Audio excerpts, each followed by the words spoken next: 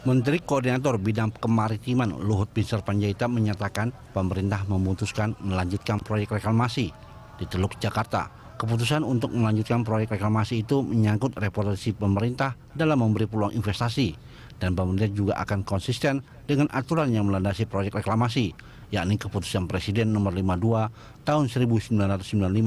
Sementara wewenang dan tanggung jawab reklamasi ada pada Gubernur DKI Jakarta.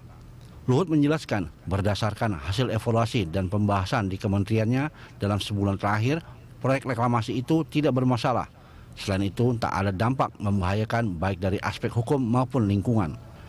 Luhut yang juga menjabat sebagai pelaksana tugas Menteri Energi dan Sumber Daya Mineral menambahkan, jika nantinya diperlukan sejumlah penyesuaian, kementerian terkait siap memprosesnya.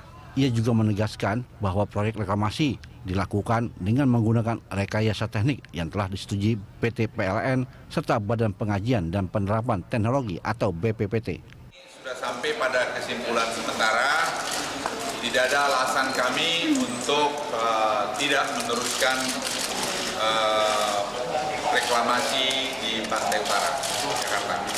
Karena semua tadi aspek sudah kita dengarin dari mulai lingkungan hidup, PLN, kemudian BPPT, kemudian perikanan, KKP, kemudian dari perhubungan, BPPT sudah tadi, kemudian dari DKI, dan dari aspek hukum. Jadi 7 yang tadi elemen tadi itu sudah memberikan masing-masing pandangannya. Nah, tinggal kami malam ini dan besok akan membuat press release yang lengkap terhadap semua itu, alasan-alasan hukumnya, alasan-alasan lingkungan hidup, alasan-alasan teknis mengenai listrik yang di Pulau G, alasan-alasan soal nelayan. Nelayan menjadi prioritas, saya ulangi ya, perintah Presiden nelayan menjadi prioritas. Oleh karena itu 12.000 nelayan yang ada di sana itu harus mendapat prioritas supaya mereka itu diberikan lebih baik daripada apa yang mereka dapat sekarang. Sebelumnya pada pertengahan 2016, Rizal Ramli selaku Menteri Koordinator Kemaritiman membatalkan proyek reklamasi di Teluk Jakarta karena dinilai melanggar aturan dan membahayakan lingkungan hidup, lalu lintas dan proyek vital. Pulau itu juga dinilai mengganggu lalu lintas kapal nelayan yang seharusnya bisa dengan mudah berlabuh di Muara Angke. Tim Liputan Berita 1 Jakarta.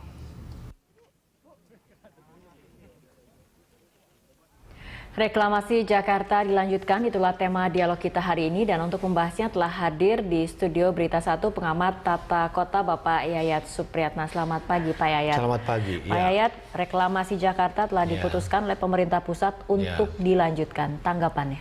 Ini sepertinya konflik tiada akhir. Sejak ide ini digagas, itu memang ada persoalan mendasar. Pertama, tujuan reklamasi itu sebetulnya untuk apa? Untuk mengantisipasi dinamika investasi atau memang menghadapi sebuah problematika dikaitkan dengan masalah lingkungan di Pantai Utara Jakarta.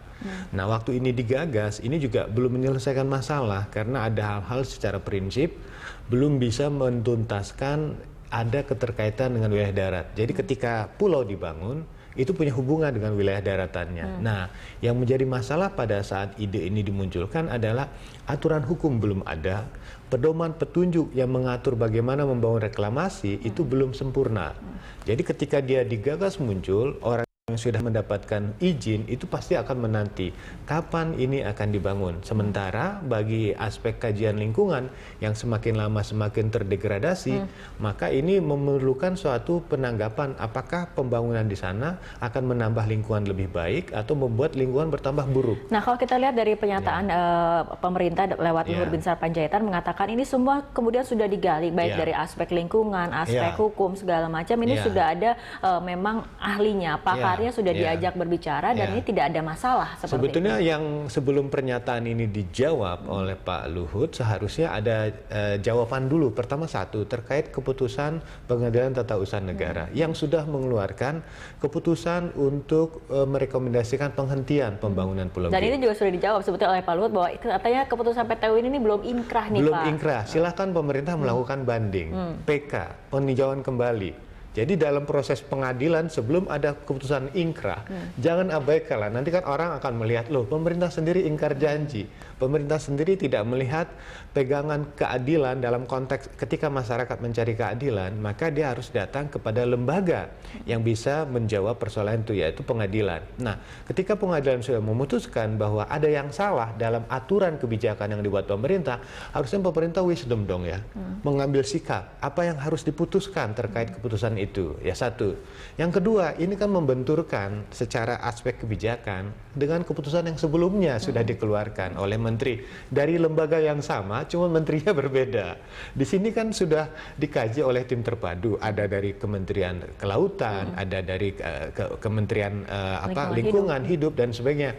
Apa bedanya tim ahli yang dulu dengan tim ahli yang sekarang? Sekarang jawaban yang dikeluarkan itu lebih banyak pada pertimbangan teknis, bahwa persoalan kabel, persoalan arus pelayaran itu bisa dijawab dengan rekayasa teknis. Tetapi persoalan hukum kan tidak dijawab. Persoalan lingkungan juga dijawab. Yang muncul misalnya nelayan akan diperhatikan. Ingat loh, pulau reklamasi ini pulau dibangun oleh swasta. Profitabilitas, keuntungan akan menjadi pertimbangan dibandingkan persoalan sosialnya. Walaupun Gubernur DKI Jakarta sendiri mengatakan sudah akan membangun rusun nantinya yang bisa menampung ribuan nelayan. Ini agak sedikit memang polemik yang menarik. Karena apa? Dulu pemerintah punya konsep namanya kebijakan undang-undang perumahan mengatakan konsep 1, 2, 3. Dulu 1, 3, 6. Menggabungkan rumah mewah, rumah sederhana sama rumah ini. Ternyata pengembang banyak yang tidak tertarik dengan itu. Karena bagaimana menggabungkan, menurut mereka itu bahwa mimpinya aja udah beda tentang sebuah kehidupan komunitas. Nah, di sini bagaimana konsep memadukan secara sosial antara nelayan-nelayan dengan kultur, dengan perilaku, dengan struktur ekonomi yang berbeda, dengan kehidupan di pulau itu.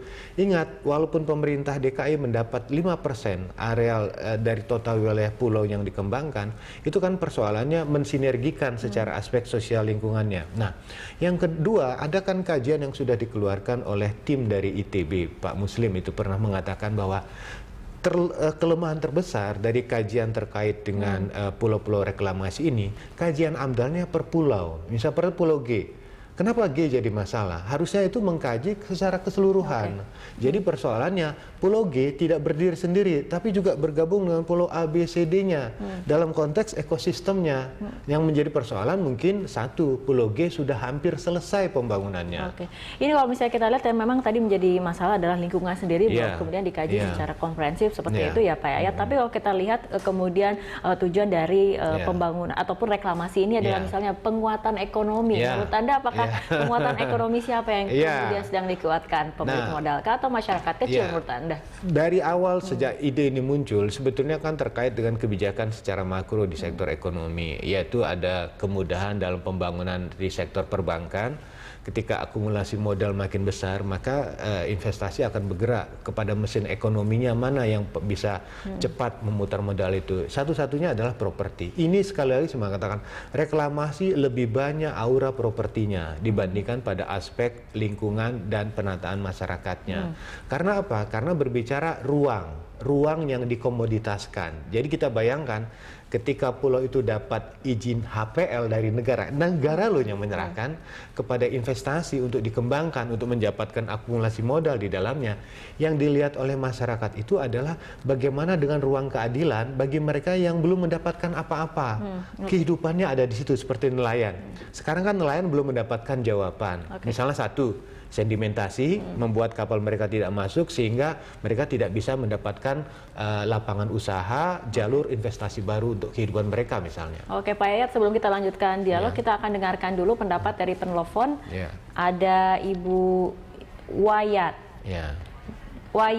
Ada Ibu Wayan dari Jakarta Timur. Selamat pagi Bu Wayan. Pagi juga. Silakan Bu, tanggapannya mengenai keputusan pemerintah untuk melanjutkan reklamasi Teluk Jakarta.